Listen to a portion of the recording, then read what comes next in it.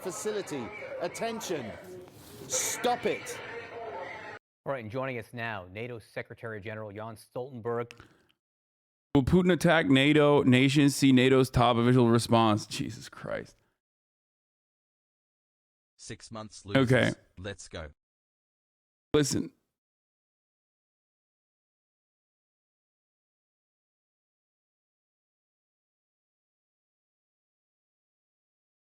Putin should invade Russia. Putin should invade America, dude. Okay. Brain rot coming soon. So is Ukraine the next open-air prisoner state? I just don't really understand. Every analysis I hear is just from Western media, including you, not using this as an insult or propaganda from Ukraine or Russia. How do you know which random Twitter thread is correct? You don't. And you will not know until the dust is settled. And even then, you will not know what the full, scale of the brutality look like on the fucking ground. Okay?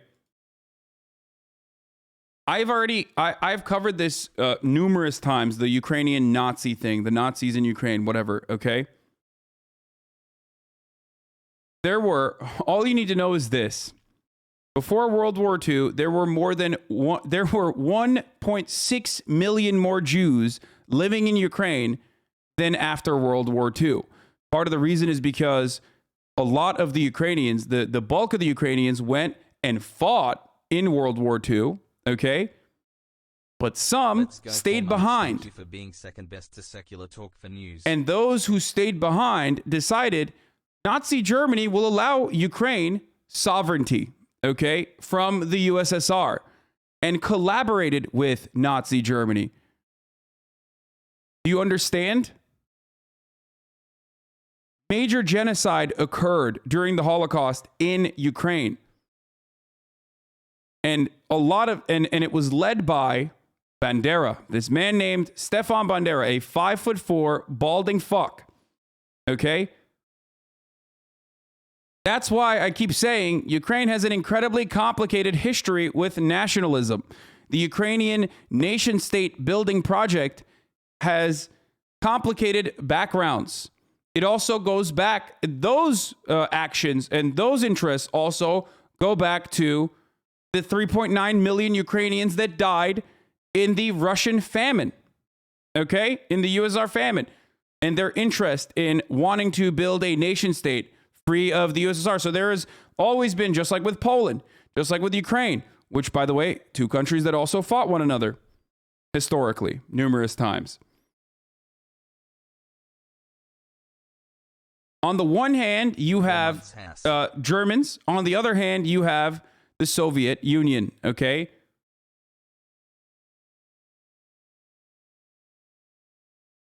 Some people still consider Bandera's involvement of the United Ukrainian Nationalism, United Ukrainian Nationalist Forces to be a liberator, although he was literally a fucking fascist, okay?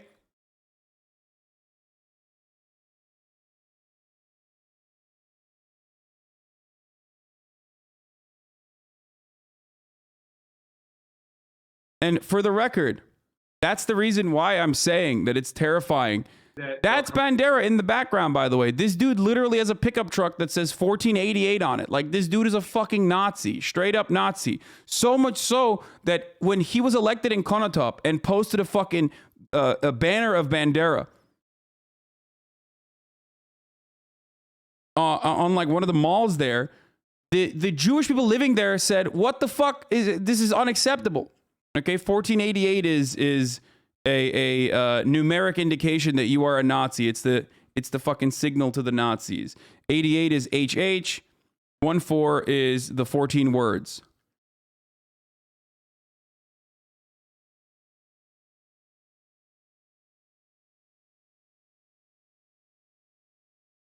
Okay? That's why when people say, oh man, like Ukrainian Nazis, whatever, like that's not a big deal. Like, you're fucking wrong. Of course it's a big deal. Of course, it's a major deal.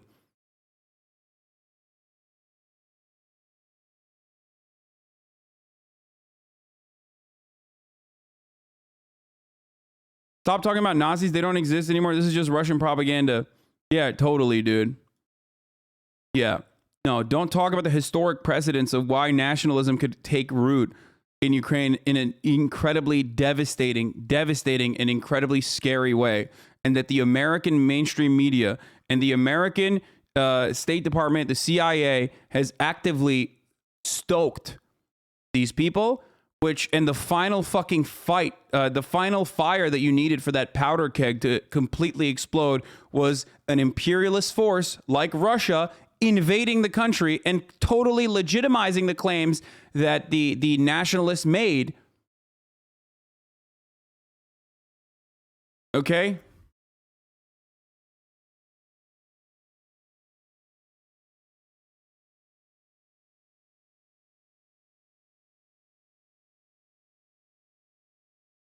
But Putin is no, so Putin is right. Ukraine needs a denazification, but the Ukrainian government needs to do this, not a foreign country. Dude, there is no denazification that an outside force can do unless you're like literally talking about World War II, okay? If we're going to start talking about nationalism countries justify invading, it's not a justification. Let's start with Syria, Turkey, India. Those have way more Nazis than Ukraine. Again, no one is saying it's a justification. As a matter of fact, I've said the exact opposite multiple fucking times. Okay? So please stop misunderstanding the point I am making. I don't know if you're doing it on purpose, or I don't know if it's like too complicated for your brain to fucking hold these these two different conflicting informations on at the same time. Yes, I know the outgoing president Viktor Yushchenko in 2010 awarded Bandera the posthumous title of a hero of Ukraine, but because he was technically considered nationless, they decided to revoke that title. Okay. Yes, that is a big fuck you to the Jewish people living in Ukraine and Jewish people in general. There was also not a single fucking Nazi collaborator that was tried in the Nuremberg trials out of Ukraine. These are all things that you can learn if you learn about the history of the Holocaust, okay? Despite the massive pogroms, despite the massive fucking genocide that occurred in Ukraine during World War II at the hands of fucking Nazis and Nazi collaborators, not a single one of those people were actually tried or investigated. The Ukrainian government definitely turned a blind eye to its fucking actions. But that doesn't change the reality that it's a growing nation, it's a new nation that has had a nation building project for a very long fucking time, and that they're trying to make their own way. And they do have it's a tinderbox for it's a powder keg or a tinderbox for nationalist movements to hold root, okay? To absolutely become way more prominent. But a country would be able to deal with that if they weren't being invaded, and a country would be able to deal with that better if they weren't being agitated by other larger Western nations. Okay? So you're saying due to the fact that the Nazis got away with shit 60 years ago, that means they're deeply infested in Ukraine today? An adequate analysis that I can point to you is, yes, first of all, that is deeply infested. Nationalism is deeply infested in Ukrainian politics and Ukrainian culture, for sure. And yes, part of that is because they are understandably and justifiably fearful of Russian invasion, which all of those fears are now realized in this very moment. But two, it's like the South. White supremacy is a fundamental institutional attitude in the United States of America and its nation-building project. The reason why white supremacy still pops the fuck off in, for example, the South, is because the Southern states were not raised, and that we made concessions to the fucking slavers rather than kill them. Okay? This is a consistent attitude that I've always had. So yes,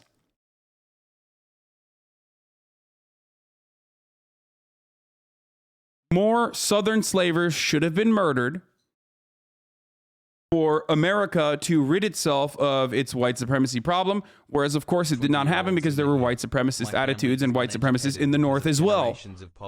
It's way more complicated than the way you can approach it, okay? The way you approach it and think like, oh, dude, it's fine. Reconstruction was a failure, largely in part of Northern concessions made to the other capital owners in the South by Northern capital owners who also had white supremacist attitudes.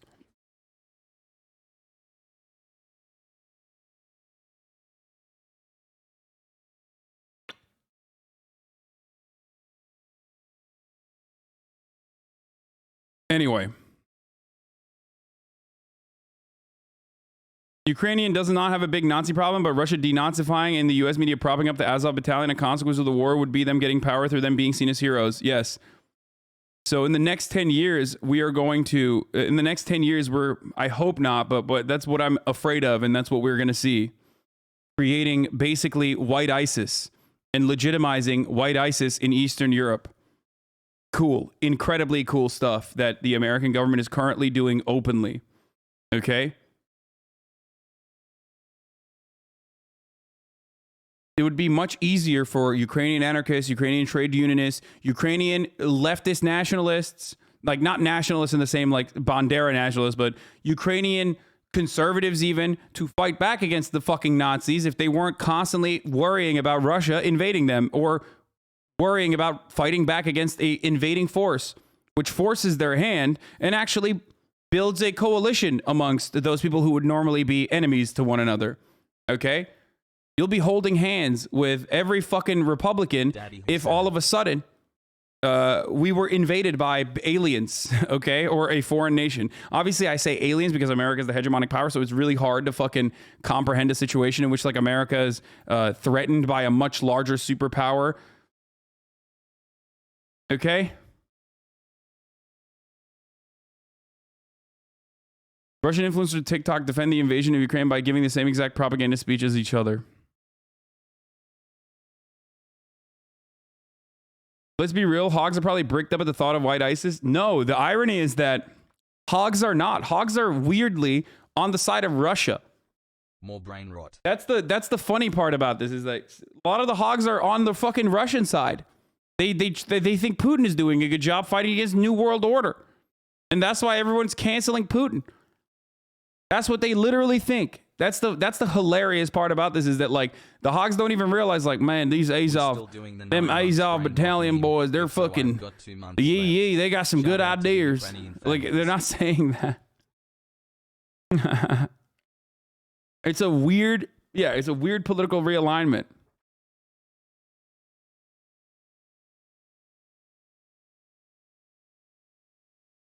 Anyway.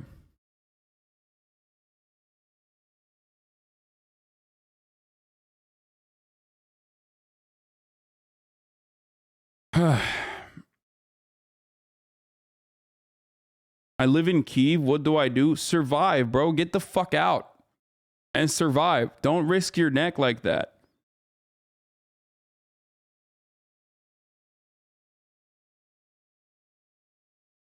Do you think they will ban you for bullshit reasons now? No, I don't think they will ban me for bullshit reasons now. Don't be ridiculous.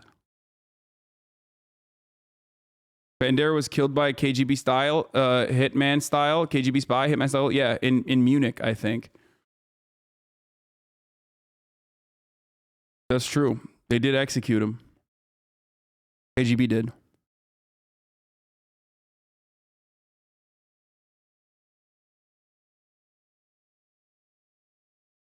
Anyway,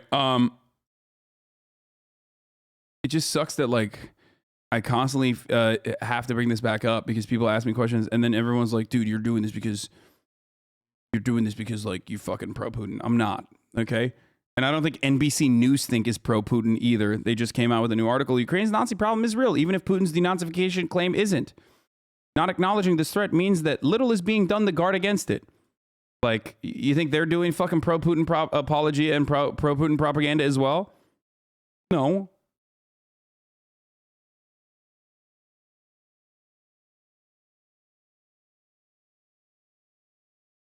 Secretary General, thank you so much for being with us. Overnight, we saw the Russians take control of the Zaporizhzhia nuclear power plant. It was set on fire in an attack overnight. We've never seen anything. Okay. One fun fact about this, by the way, is that the U.S. Embassy tweeted out that it's a war crime to attack a power plant. And there were internal memos that were released, that were leaked to the media, immediately saying, do not, if you're an American embassy member or if you're an American politician, do not retweet the embassy's tweet. We are conducting our own internal report on seeing whether or not this is considered a war crime or not. Poggers. You know, and then you can tweet it. They were like, if you've retweeted it, unretweet it immediately. Hassan, people are doing this on purpose so they clip it and make it look like you agree with Putin with how much you talk about it. I think most of the chat gets these points. Now you don't have to focus on answering these dumbasses. Yeah.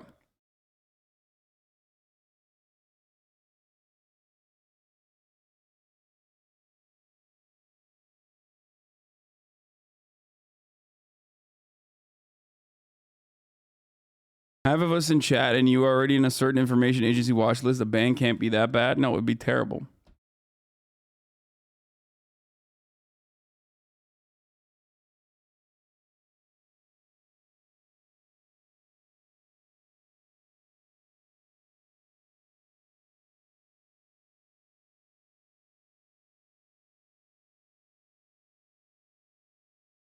I think the issue is that you keep focusing on it over and over again, so it sounds similar to Russian propaganda, even if it isn't. You tend to say Putin is bad, Russia indefensible, then spend 2 hours talking about Ukrainian Nazis and how bad the State Department is. The framing looks more pro-Russian than, even though that's not your intent. Yeah, the reason why I'm talking about that, though, is because we're talking about Ukraine's future. I'm a political commentator doing 10 hours of coverage on this.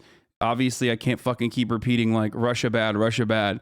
And also just showing you new bombing videos, poggers. Like, there's a reason why people come here, and that's because they want to get a better understanding of what's going on and what might happen in the future. And an internal dynamic here, an analysis of the internal dynamic here is exactly what the fuck I'm going to cover in this circumstance.